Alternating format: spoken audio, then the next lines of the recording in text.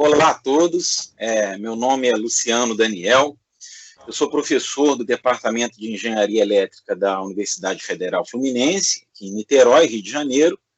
Todos nós, na realidade, o mundo inteiro, né, foi surpreendido aí com essa pandemia da Covid-19, e esse problema acabou evidenciando bastante algumas questões, muitas delas ligadas à saúde, como também à engenharia. Então, buscando entender melhor essa questão, né, do ponto de vista da medicina, eu resolvi, então, fazer uma breve entrevista com a médica, que é a doutora Ludmila, está aqui conosco.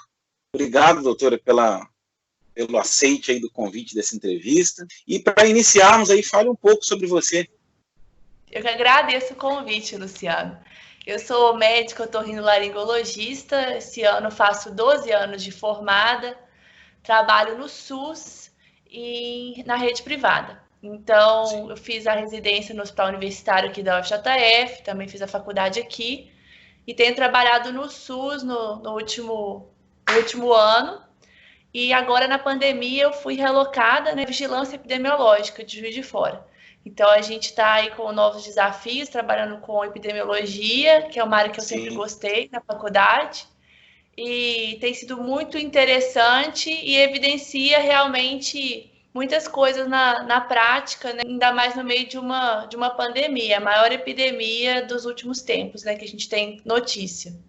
Verdade. Outra pergunta que eu tenho para você, fale-nos um pouco sobre a sua percepção, quais são as principais lições, quais são os pontos fortes e fracos, né, que estão sendo aí evidenciados com relação a investimentos na área de saúde do Brasil, enfim. Quais são as suas impressões aí sobre esse problema que nós estamos vivendo? Então, lições a gente vai ter que tirar muitas. E eu costumo dizer assim que cada um vai puxar para o seu lado, né? O que eu tenho que aprender com isso?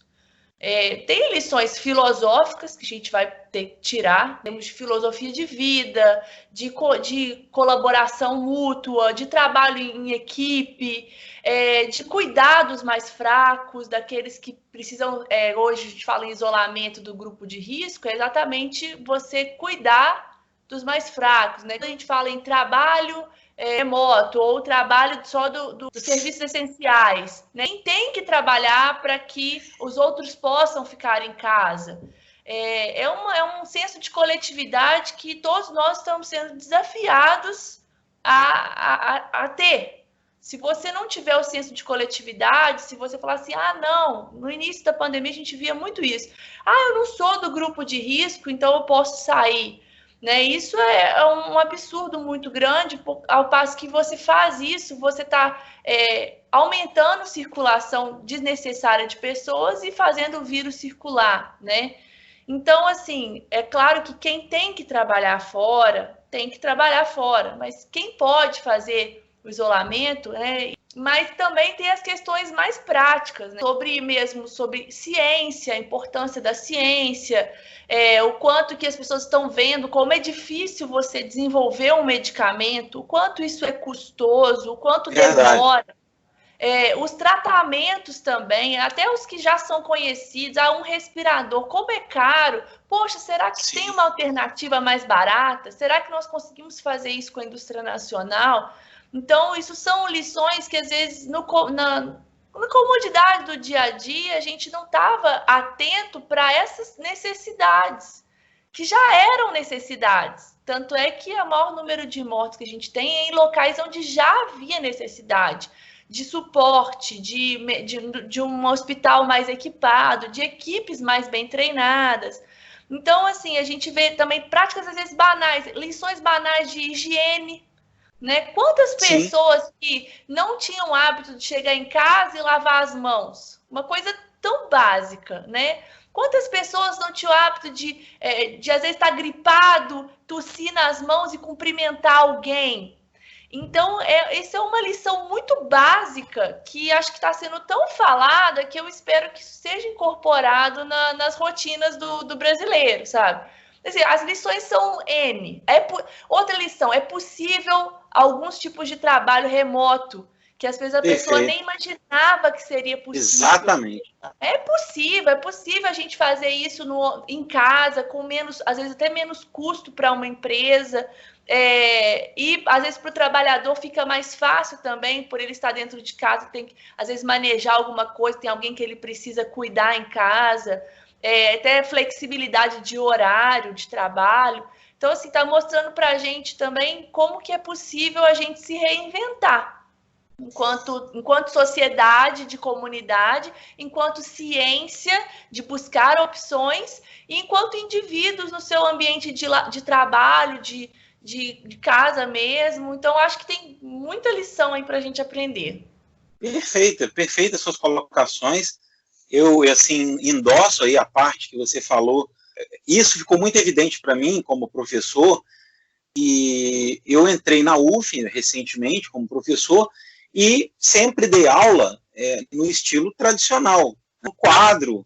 E agora, nós todos professores na UF estamos vivendo uma realidade muito assim, viva, de necessidade de ensino à distância, da necessidade de acompanhar os nossos alunos, não apenas lá fisicamente na universidade, né? Mais do que nunca a gente...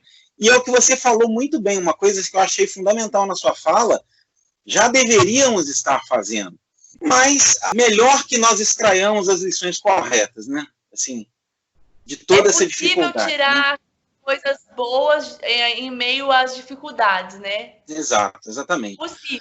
Não é, a gente não vai sair só com as perdas, a gente vai sair com ganhos também, né? Com certeza, com certeza. Não, muito bom. E aí uma pergunta que eu tinha também, a segunda, era o seguinte, e você com seus colegas? Porque a minha vivência é com engenheiros, né, Ludmila? Pessoas de exatas, quem gosta de matemática e física. Agora, e você que lida com pessoas da área, tenho certeza que você tem amigos psiquiatras, enfermeiros e fisioterapeutas, enfim, você lida com uma gama muito grande de profissionais da área de saúde. Aí eu queria saber, assim, como você tem percebido os esforços, né, dos engenheiros e pesquisadores atualmente na construção aí, em caráter emergencial. Você citou dos respiradores, né, que claro que o mundo inteiro não estava preparado assim para a demanda de respiradores que mais elevada do que a daquelas outras epidemias que a gente tem de influenza, enfim. Então, realmente a velocidade, e esse é já muito falado, mas infelizmente também muitas pessoas ainda têm dificuldade de entender a questão da suavização da curva, né? Que a quarentena vai fazer com que os casos, naturalmente, não cresçam numa velocidade, numa exponencial tão acentuada que sobrecarregue o sistema.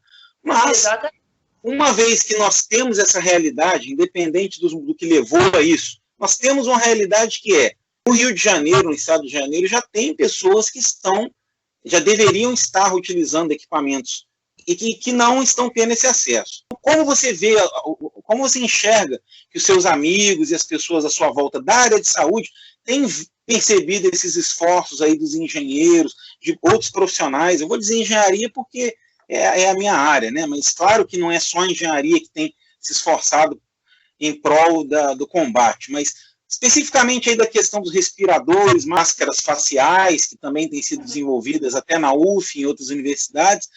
São equipamentos muito caros, a maioria importados, difícil acesso. E assim, a gente tem visto um esforço mesmo em conjunto. É bonito até, né? A gente vê que está tendo esse esforço e que é possível e que a gente deve valorizar mesmo a nossa inteligência local aqui, que o brasileiro é conhecido por encontrar soluções onde não parecia haver solução, né? Isso nessa parte da engenharia hospitalar, da engenharia clínica que fala, né? Que entra engenharia elétrica, mecânica, tudo junto. É muito importante. Então, que isso venha a abrir mesmo a mente dos alunos, dos pesquisadores, para esse campo de trabalho que está ali com uma necessidade evidente já no momento, e você está pensando daqui a 10 anos o que vai ser necessário, mas a gente tem algo que hoje é necessário.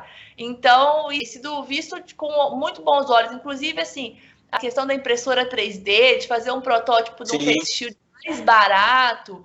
Eu mesma ganhei um face shield, então a UFJF fez um protótipo e mandou, e foi um trabalho em conjunto muito belo, sabe? Então, a gente tem visto isso assim como uma ajuda imprescindível. Realmente tem sido muito importante. Ah, que bom. Continuando aí nessa questão, você acredita que após essa crise, né? Vamos colocar dessa forma, você acha que seria importante ter uma maior interação em termos de pesquisa científica nas áreas de engenharia e medicina, para que, obviamente, nós estejamos melhores preparados para futuras ocorrências semelhantes a essa que estamos vivendo, embora óbvio que ninguém quer isso, mas você acredita que essa interação maior em engenharia e medicina, por exemplo, ela vai ser reforçada, ela é importante em termos de pesquisa? Eu acho que vai permanecer. Eu acho que esse incentivo, eu espero que só aumente o incentivo à pesquisa, né? Então, eu acho que essas boas parcerias, elas vão continuar assim. Eu quero crer que sim, e eu acho que vai ser muito bom para todos nós. Porque, afinal de contas, nós estamos trabalhando para um objetivo só, né? Para alcançar um fim aplicável no dia a dia das pessoas, é necessária essa maior interação. Enquanto eu ficar só na minha área, sem interagir, vai ser menos aplicável, talvez, do que com maior interação entre as diferentes áreas de pesquisa. Eu acredito e quero acreditar que isso aí vai ficar de bom para a gente, sim, se Deus quiser. Eu também faço esses votos, mesmos votos, eu também acredito. Tem se falado muito, né, sobre inovação e multidisciplinaridade, né? Tem se falado muito nisso, e eu também espero, sinceramente, que a gente possa aprender, né, porque é um grande aprendizado aí. Eu vejo grandes desafios como pesquisador, professor e pesquisador. Eu realmente estou sendo aí retirado, como todos nós, da zona de conforto, né, para a gente poder, tanto em ensino, quanto em pesquisa, quanto até em extensão, né, nós lá na Escola de Engenharia temos sido incentivados a fazer ensino, pesquisa, obviamente, dentro da medida do que está sendo possível, mas também extensão, ou seja, vídeos como esse que a gente está fazendo aqui, né? Sociedade para as pessoas lá da própria escola de engenharia, cada um tem o seu ponto de vista e a gente vai com isso vai construindo as coisas, né, Ludmila? Algo que seja acessível para o leigo, né? Não só para o pesquisador, exato, mas para o exato. comum, né? De tentar fazer algo para esse cidadão comum que está sofrendo, né? Também, né? Exato. Olha, doutora Ludmila, é isso então, pessoal, está assistindo aí essa entrevista. Muito obrigado aí, doutora Ludmila, por essa entrevista, tá? Eu desejo que você fique bem e desejo saúde, força nessa fase e um grande abraço. Amém. Eu desejo mesmo para você, para todos os seus alunos e para todo mundo que estiver assistindo a gente aí. Um abraço. Vou falar o mais óbvio, a Terra é redonda. Meu Deus! Pois é. Isso é o fim do mundo. Não, isso é surreal. Qual que é as dicas para mim? O que eu tenho que fazer? Ele berrando para tudo. E ela colocou lá.